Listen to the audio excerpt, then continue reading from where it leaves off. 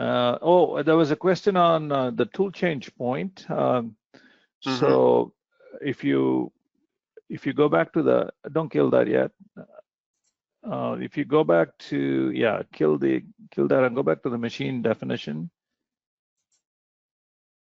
So here under general parameters, you have something called a tool change point, and usually it's set up by default. It's set up to be 0, 0, 0.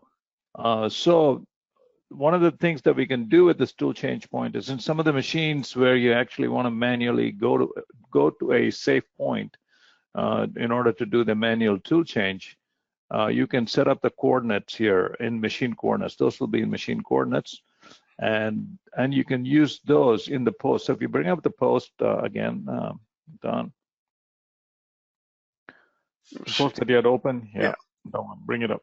Yeah. So here, and if you go to the variables section, and if you scroll down and look for tool change, just go, it'll be tools, start with QRSD, go down some more.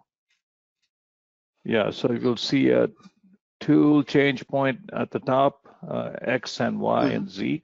Yep. And the tool change point defined in your machine tool setup dialog will be transmitted to the post using those variables.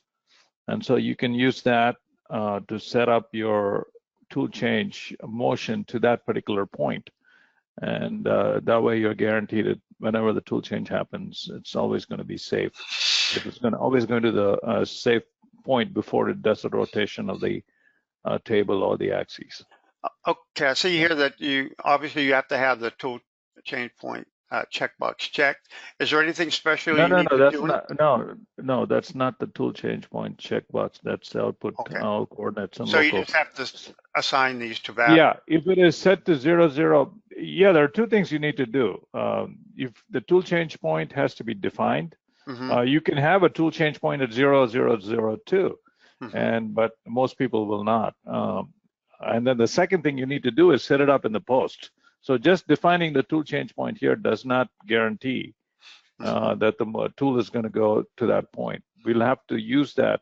So that point is transmitted to the post processor through those variables. And so the post has to utilize those variables and set up the motions in the tool change macro. So if you go to tool change macro, yeah, there you'll have to say go to tool change point X, Y, Z right there. Right here. I see. So it'll output those as long as you have them defined here on the tool change macro. Right, exactly. Yes. Okay. Yeah. I guess we should have had one maybe post defined that didn't have it, but if you guys didn't quite understand that, you can always give us obviously you can leave a question, but if we don't have enough time to give a full explanation, just email us and we'll expand on it a little bit further for you, okay? So we looked at the post. Anything else, Joe, you think we should look at here before we actually post the code out? No, I think we're good. Okay, so everything's all set for the multi-axis. We're all set. Okay, so let's close that. Let's go ahead and close that.